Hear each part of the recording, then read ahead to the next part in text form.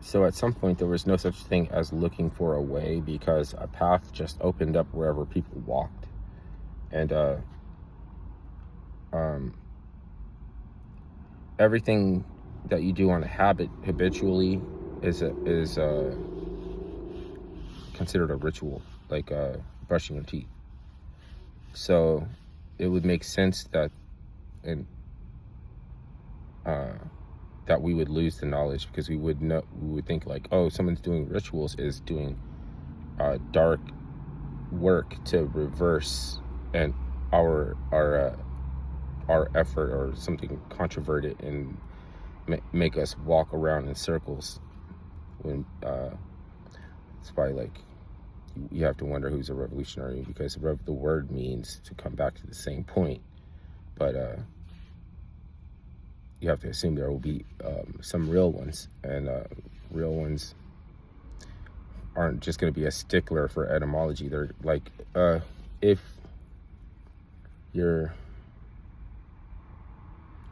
not, you can't even talk about this stuff without it seeming suggestive that you have to controvert something. Like, so how do people know that you're not talking tough when you describe a veil? They might think you mean a veil, not a veil. But the reason why you would even start to try to describe a veil is because there's a revelation behind it, and like it doesn't get revealed until it's unveiled. So there's these people that are just enthusiastic about the veil and everything, the veil, and describing the veil, and maybe they're these like tangential people, like, or they're trying to start a cult or something. But it is about the nature of what's hiding or concealing or masking the revelation the whole time it was. And so like nature employs a thin, attractive veneer to mask all that is repulsive or hideous to look at, like muscles and like fat cells and clumps and blood veins and everything, right? Will freak you out. And so like there's a way to describe living machines as a technology to bring it back, or you could just be talking about anatomy or something, and that would be like, yeah, that's weird. Like, why some know-it-all?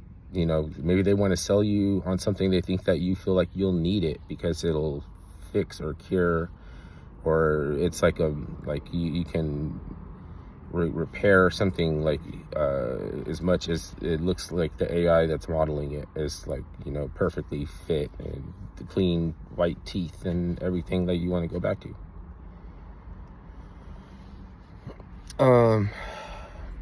I'm sure that though, even you can get fit and healthy and everything, there's going to be something worth risking your physical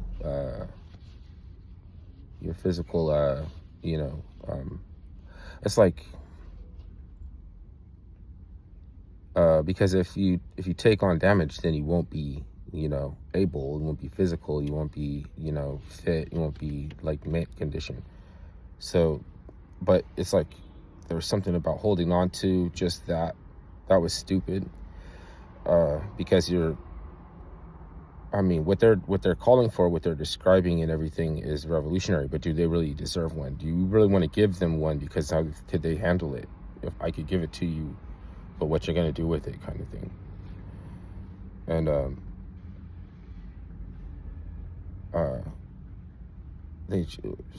you see these same people, like, they talk about the veil all the time, and they're talking about the aliens, but they could be talking about parts of aliens that are associated with different things, like the reptilian brain or something, and describing it, but then like saying that they're like these people.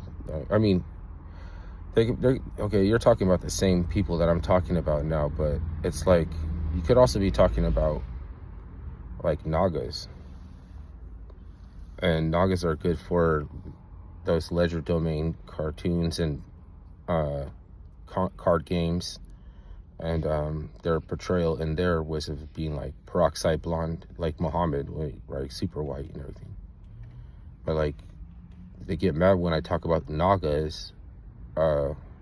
Is a word for the type of boat that they crafted, that a single man, or possibly two, I don't know, could catch a current and paddle to Indonesia, and set up a network or some sort of culture related habitation that where they traveled back and forth, which would make them seafaring. And that's what they're known for in the comics and in the card games. But it's like, no, you want to say that they're evil alien lizards. And then there's red ones that are supposed to be more powerful. Like, oh, you mean like the John Carter, Martian, the Red Man? Like, are you talking, like, what are they, like? It's not aliens, dude. It's a fucking living machine. And there might be more than Osiris. There might be a lot more than Osiris. It's just like he's in his own pantheon. He's like, so it's not like a contest between like who's the mostest or something. And it's not important if like Hannibal is like caramel color, or like you know, like they have a few black citizens in Rome or a few black citizens in Greece, or if their whole like one tribe before they were what they are is Minoans, and Etruscans are like black people. They're not African American, so you know. But just rebuild the body of Osiris. Because, I mean, there might even be people that want to kill you for doing that. So you can show off how fit and physique and ready that you are, and educated and perfect in every way, and still willing to die just to reinvent basketball America. Because that's got to be important enough for the taking those chances. Maybe it's just fulfilling purpose, and then that's like how you get your Osirian body back or something. Oh, that's evil. You're not supposed to try to do that. Or like, you're not even Christian. You just flip-flop it based on the technology that I'm interested in. I mean, Jesus was a living machine. If he said, I'm the way and the light and magic, that he would be an unnecessary Negro. Because you're just supposed to understand that there is no such thing as a path or a way, because your mind could be your own worst enemy. And people, I mean, you call it like cutting a lane or something. Like, I want you to go out and forage when nickels for 5-cent coffee and cut your own lane, you know, hack through life like some people have learned how to do. Like, that's not the only purpose and meaningful life and existence and the return that you want for suffering. So like, the return for suffering is also the Osirian body, because it also relates to you getting like physique back and stuff. Losing your stubborn belly fat or something. You have to suffer for a return. We could be talking about the living machines returning, and somebody will take it to mean like the aliens are coming, or you could just be like chelating or something, for you know, paying tithing and tribute to Billy Rubin for making shit brown, you know, because if you didn't have that process of turning shit brown, like you wouldn't be doing like the Osirian body shit with creating the photons from, you know, like creating the it's entropy. Entropy, which is right, APEP is like a big deal in the living machines realm, you know, because you know that everything deteriorates. The only evidence of anything permanent is that which leaves the only thing real is that which leaves the most evidence of being permanent, even though nothing is. Even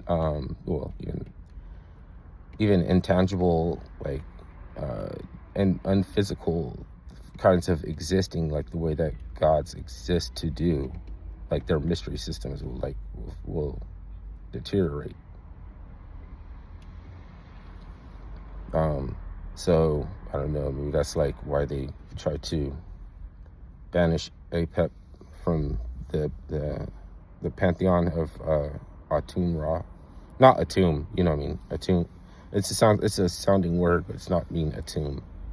Just like we don't know, like, about much or most of burial practices. It's just like snippets, little tiny fragmentation ideas that we have, and make up the rest. Somewhere between the eye of Ra and your optic nerve or something, your brain filters.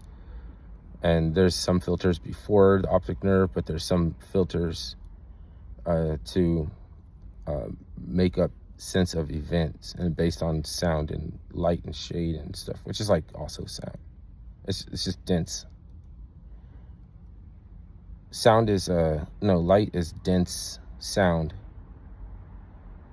and Rise to Power is a rendition of the sound. And anything that takes place happens in your inner ear before it happens in front of your eye. So a path would just open up where people walked. You know what I mean? Like, you can relate that back to being like, oh, there was a time when like everybody was on one accord and it was harmony and kicked out of paradise, and so therefore we must have come from somewheres, because that wasn't that, and this is two different things. Or they called it a garden, but they weren't just talking about like the gardens that you see all around you or something like that, because animals and chomp. It wasn't a cycle of eating and incarnation, like it's locked in like to a cycle of consuming and reincarnating, and then you get religious conviction from that. And like fungus are blind and perpetually consuming.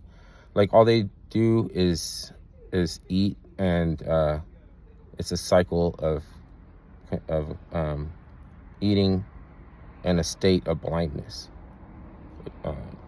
But they still solve problems for building subway stations, and like we could still learn so there's realms inside of that. It's just they can't see, but then you don't need to, like there's worms that don't have eyes and shit.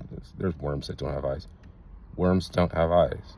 Like, it doesn't mean that they are halfway willing to just give it up. Like, I don't, I'll never see this or I'll never see that.